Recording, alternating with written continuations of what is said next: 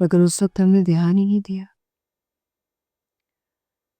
कुछ दिन हॉस्पिटल में गुजरे, रजा का चेकअप हुआ, एक के बाद एक टेस्ट, और डॉक्टर्स के चेहरे संजीदा होते चले गए।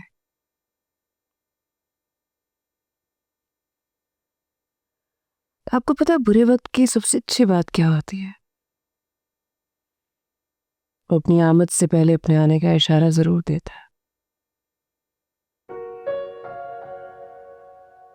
मजीद कुछ दिन हॉस्पिटल में गुजरे, अगर जमीन की लर्जिश खत्म नहीं हुई।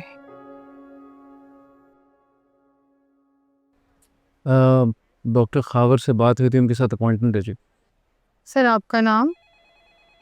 रज़ा हसीब। इनको सेकंड फ्लोर 208 में ले जाएं।